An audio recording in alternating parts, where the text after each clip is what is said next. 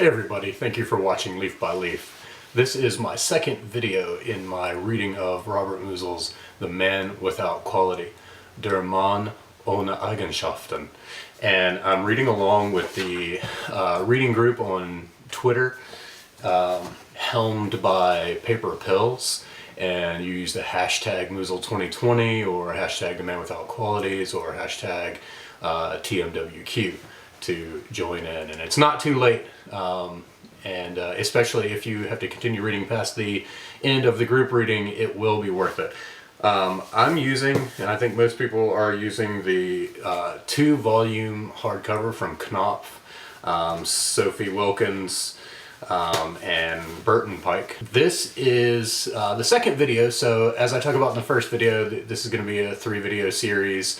I covered the first volume in the first video, and so this one will focus on the second volume, specifically the 400 or so pages of the text that was published in his lifetime. My third video will cover the posthumous papers, and please note that this is not all of the posthumously collected or published work. There's a lot still in German that hasn't been translated, so this is just a selection, but it is thankfully a sumptuous selection. This portion basically covers this one part called Into the Millennium, and then parenthetically the criminals.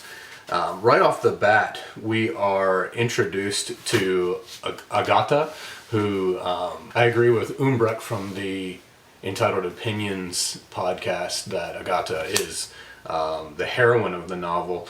She's the most interesting character next to Clarissa and Moosbrugger, of course, this shadowy, villainous entity. And so it's a real treat. A huge portion of this part of the novel concerns Ulrich and Agatha. Now, why is it unfinished? Well, there are several factors, but in general, Musil was completely neurotic about perfecting the text. He wanted precision with the text, and so when he got the galleys back from the portion that's unfinished, he worked on them very, very slowly and meticulously up to his death, where they remained unfinished. We get 20 of the chapters that I'll cover in the next video. Again, this is a philosophical novel. It's a novel of ideas, it's a novel of possibilities. As I talked about in my first video, it's actually maybe a novel of the denial of ideas and the denial of possibilities in a way.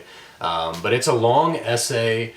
Musil appropriates Montaigne's form of trying things out and looking at them from various angles, and not necessarily having a specific thesis and drawing conclusions.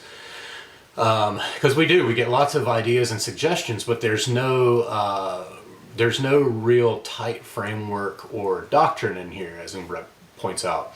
And that's sort of like Nietzsche. Although some people,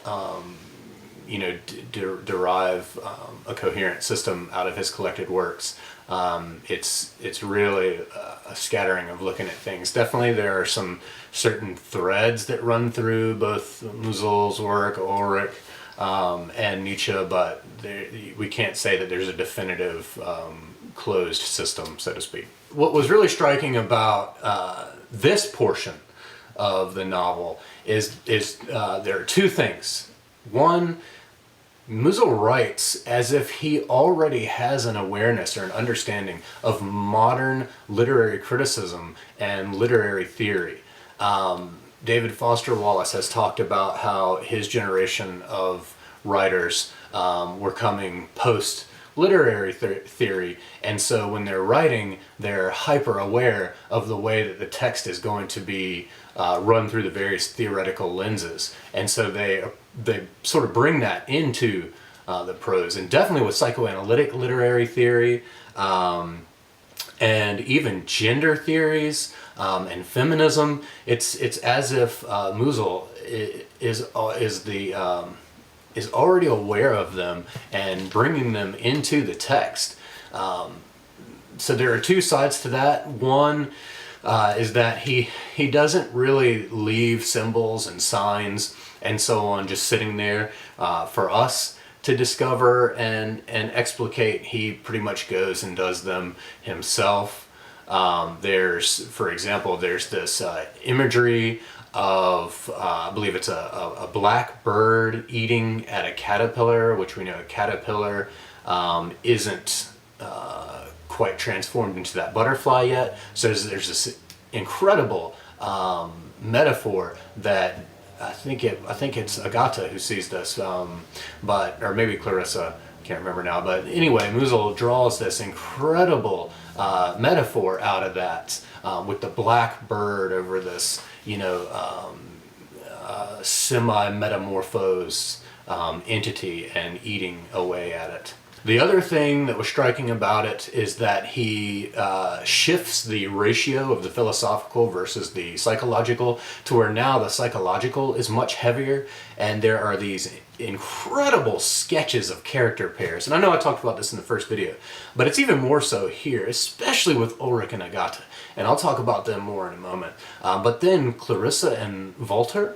And one thing I took away after reading Roger Kimball's article in the New Criterion about this is that I saw a little bit of Musil's parents now in Agatha and Walter. It says, Musil's early life was calculated to breed complication. Apparently, with the acquiescence of her husband, Hermina maintained what amounted to a ménage à trois with one Heinrich Reiter. As he grew older, Musil quite naturally came to resent Reiter and to despise his father. And so there's this thing where I guess he's seeing his mother as taking on and keeping a lover right in the face of the father, and the father is sort of dominated or put in his place by the mother. And this is very much like Clarissa and Walter. Maybe, an oblique connection, but I could see a little bit of that. I know that Jay Sandover on Twitter proposed the idea of Clarissa and Walter being modeled after the Schumanns, which I think is another great conjecture, and I'll be happy to see what some people more specialized than I think about that. Perhaps the most intriguing part of the novel is this relationship between Clarissa and Musburger. Musburger, of course, is the sex criminal who's in prison and on trial, and Clarissa is getting more and more obsessed with him, and we start to see that she sees herself as sort of a Christ figure for Musburger. And we have to remember, she's obsessed with Nietzsche. One of his salient conceptions was the Übermensch. I'll talk about that in a moment. But she's obsessed with Nietzsche, and we also have to remember she hasn't even met Musburger yet. She's only heard about the atrocities that he's committed. But she says here, or rather, Walter says, and what about her, meaning Clarissa's, claim that she has to take those people's sins on herself, and yours and mine as well, and I don't know who else's. Well, of course, I think Walter does know who else's, and that would be Musburger. So in a way, she wants to take on his sins on herself and provide him absolution. Now, she takes it a step further, and she turns the tables.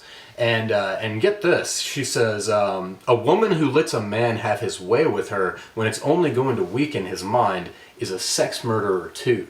So that's really interesting because right in the face of some modern feminist theorists, I think Kristeva had one, maybe it was her, maybe Judith Butler, I can't remember, but there was the concept of every time there's heterosexual intercourse, it's a form of rape for the woman. This is sort of even flying in the face of that, where Clarissa is saying, look, the woman being raped is actually also being a sex murderer because she's conquering a part of the man.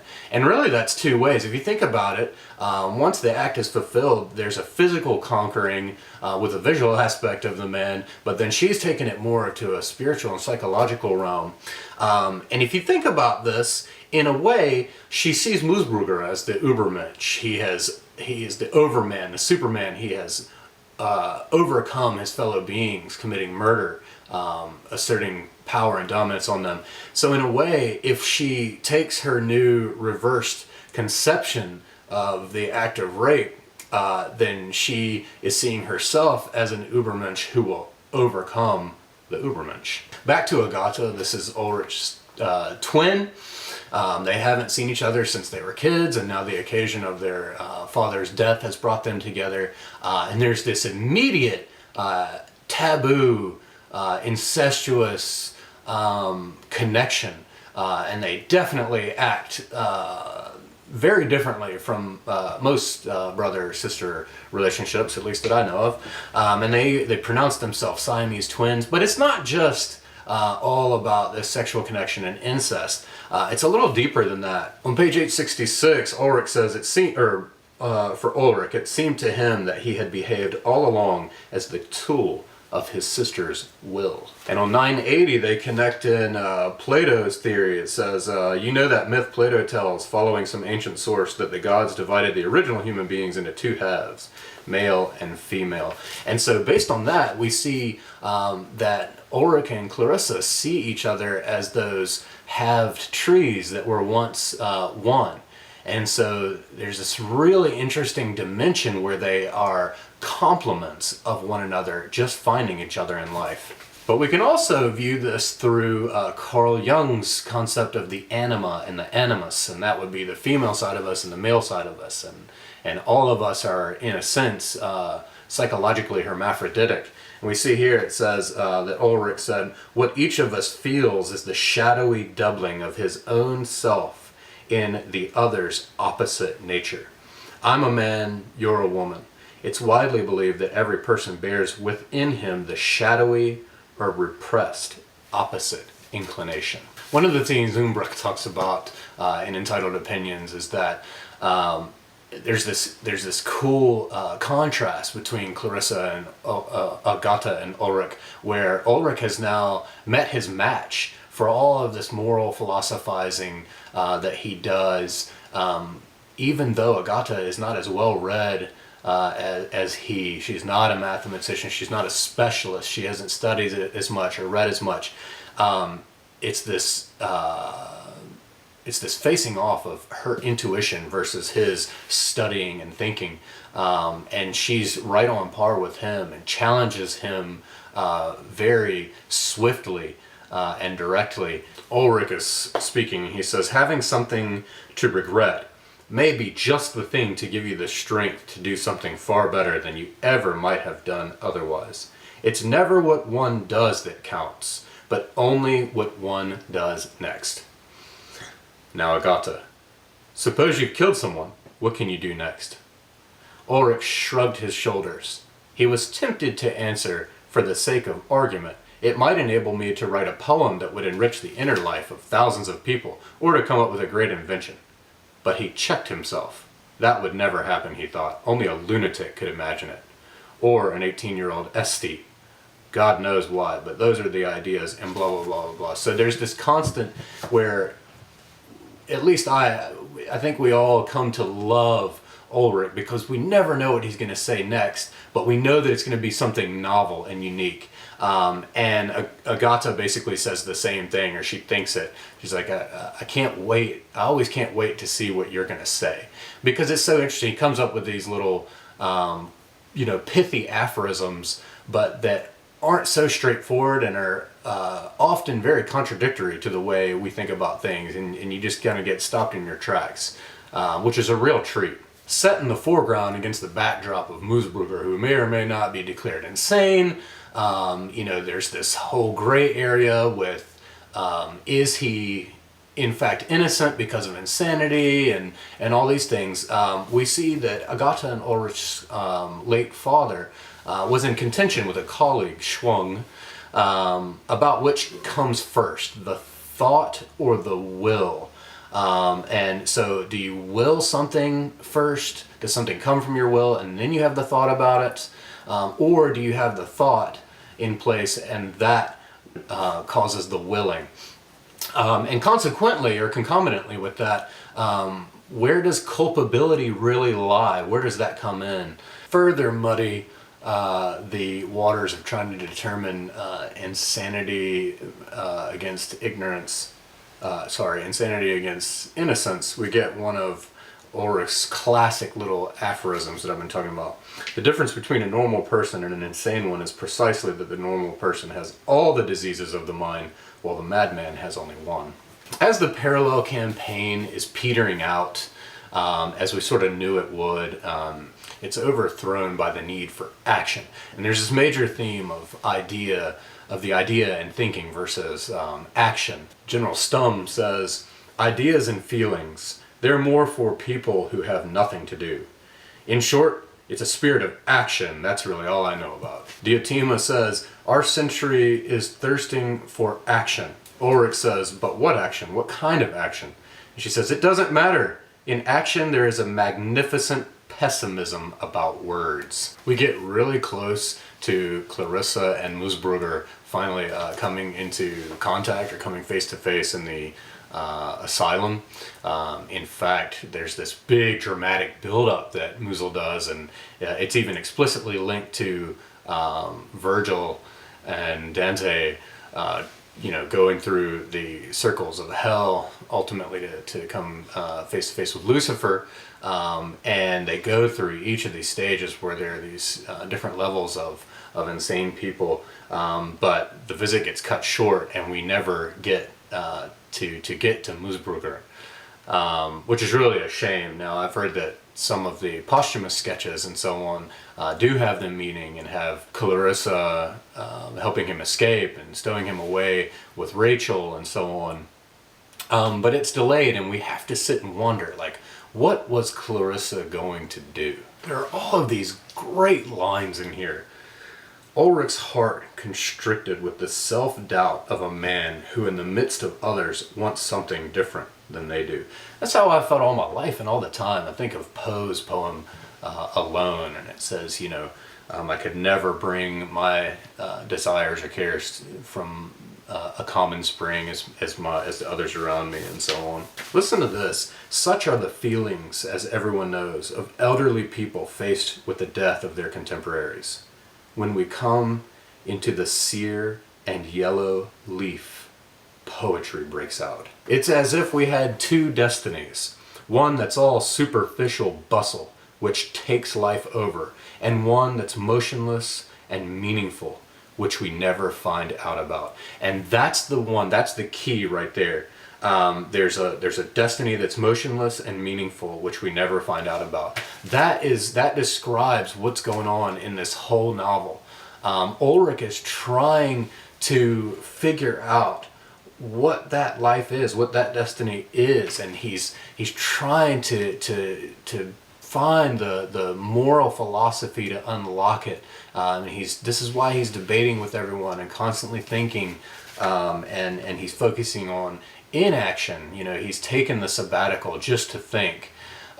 He's focusing on nothingness as a sort of end goal. And in fact, there's a real element between Agatha and Ulrich that I remember reading in Infinite Jest, where it talks about achieving death within life. And there's a lot of talk about that, the bliss of oblivion in life. Ulrich says, it's the person who gives character to the deed. It doesn't happen the other way around. We separate good and evil, but in our hearts we know that they're a whole. And then skip down, he says, I suppose that's why we execute bad men, but cordially serve them a hearty breakfast first.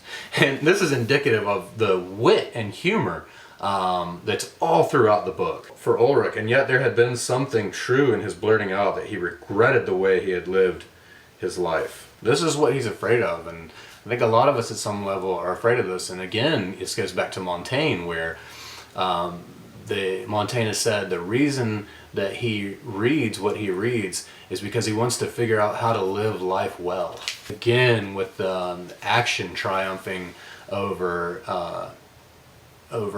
ideas and thinking, which I feel like is still so prevalent, if not more so now. It says our era is dripping with the energy of action.